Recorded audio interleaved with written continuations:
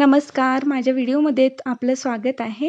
तर आज आपण चौकोनी गळ्याची डिझाइन बघणार आहोत. त्याच्यावरती ब्लाऊजच्याच काठापासून पॅचवर्क करणार आहोत. तर त्याच्यासाठी मी उंची घेतलेली आहे 14 इंच आणि शोल्डर 5.25 इंच आणि गळ्याची लांबी उंची घेतलेली आहे 10 इंच. 10 इंच इतका खोल गळा करायचा आहे. तर हा काठ आहे माझ्याकडे आणि हे अस्तर मी कट करून घेतलेलं आहे मापानुसार. तर त्याच्यावरती आता पॅचवर्क करण्यासाठी पहिल्यांदा मी फॅब्रिकला पिना जोडून घेतलेल्या आहेत अस्तर लावून, म्हणजे कापड कुठेही सरकणार नाही. कापड सुळसुळीत असलं की थोडं सरकतं, त्यामुळे पिना नक्की लावून घ्या. आणि आता आपण याला शिलाई मारून घेणार आहोत. मी फॅब्रिक सरळ ठेवून अस्तर वरती ठेवून त्याच्यावरती पिना लावून घेऊन शिलाई मारून घेतलेली आहे.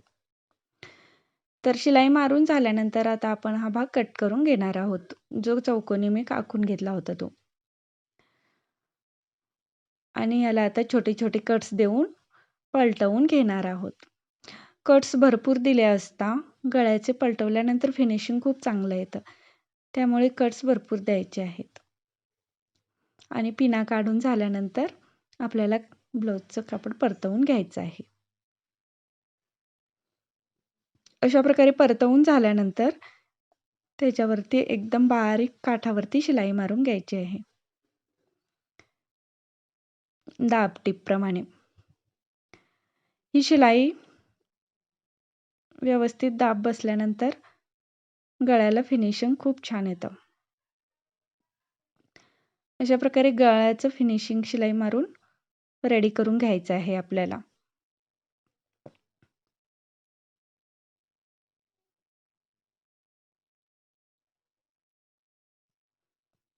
हा आता गळा पलटवून माझा तयार झालेला आहे. त्यानंतर आपल्याला आता खालच्या बाजूने शिलाई मारून घ्यायची आहे, म्हणजे पुन्हा फॅब्रिक इकडे तिकडे सरकणार नाही. ही शिलाई व्यवस्थित मारून झाल्यानंतर चारही बाजूच्या शिलाया व्यवस्थित अस्तर ठेवून मारून घ्यायच्या आहेत. या पहा, अशा प्रकारे अजिबात गडबड करायची नाहीये. शिलाई खूप सावकाश मारायची आहे, म्हणजे कुठेही चून पडणार नाही आणि त्याच्यामुळे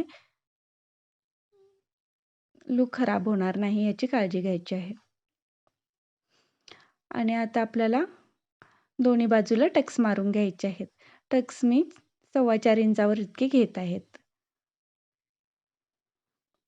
हे पहा. आणि उंचीला 4 इंच किंवा 4.5 इंच. कस्टमरच्या उंची आणि जाडीनुसार आपल्याला टक्स मारून घ्यायचे आहेत.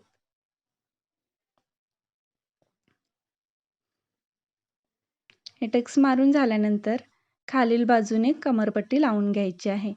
एक्स्ट्रा भाग मी आलेला कापून टाकत आहे आणि त्याला आता आपण कमरपट्टी लावून घेणार आहोत. फॅब्रिकचा एक्स्ट्रा भाग पूर्ण काढून फिनिश करून घ्यायचा आहे.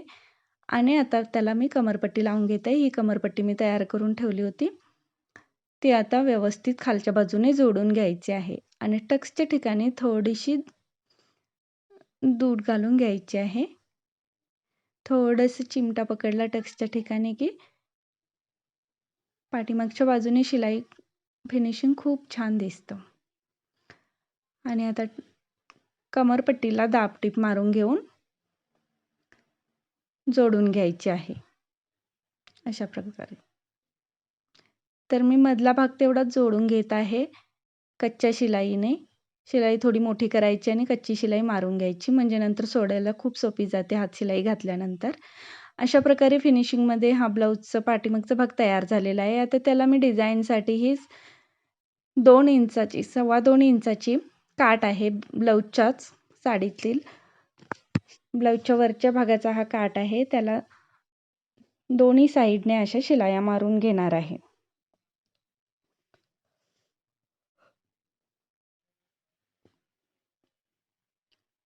या दोन्ही साईडने अशा शिलाया मारून घेऊन त्याला फिनिशिंग लुक द्यायचा आहे. हे पहा, असं जितकी डिझाईन अवेलेबल आहे तेवढी डिझाईन ठेवून, आपल्याला जेवढी हवी असेल तेवढी ठेवूनच मग दोन्ही बाजू जोडून घ्यायची आणि शिलाई मारून घ्यायची आहे. ही शिलाई आधीच मारून घेतल्याने काय होतं तर ब्लाऊजवर पॅचवर्क जोडत असताना फिनिशिंग खूप चांगलं येतं. हे आता मी शिलाई अशी व्यवस्थित मारून घेतलेली आहे आणि आता ही ब्लाऊजची जितकी रुंदी आहे, पट्टीची जितकी रुंदी आहे तेवढ्या रुंदीची इथं रेष आखून घ्यायची आहे क्रॉसमध्ये. म्हणजे जोडत असताना खूप सोपं जातं. आता मी कशाप्रकारे जोडून घेते ते नक्की बघा. कुठेही चिमटा पडत नाही. अशा प्रकारे जोडून घेतल्यास फिनिशिंग शिलाई खूप छान येते.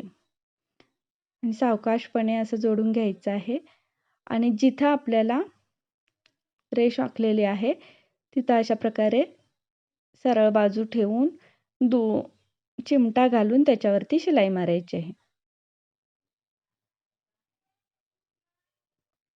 असं डबल शिलाई मारून घ्यायची आहे चिमटा घालून आणि पुन्हा खालची बाजू जोडून घ्यायची आहे. असं केल्याने काय होतं, कुठेही चिमटा पडत नाही आणि फिनिशिंग लूक खूप सुंदर दिसतं. खूप साधी, सोपी, सिंपल डिझाईन, काहीही लेस न वापरता ब्लाऊजच्याच कापडापासून केलेली ही डिझाईन आहे. कोणीही नवीन शिकणारं देखील पाहिल्यानंतर खूप सुंदरपणे व्यवस्थित ही डिझाईन तयार करू शकतं.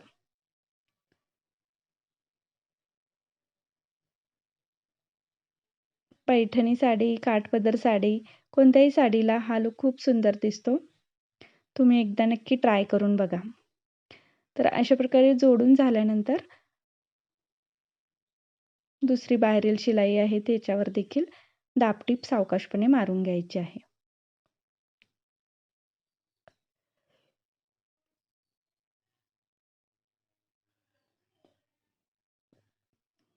अशा प्रकारे शिलाई मारून माझा ब्लाऊजचा डिझाईन खूप साधा आणि सिंपल तयार झालेला आहे.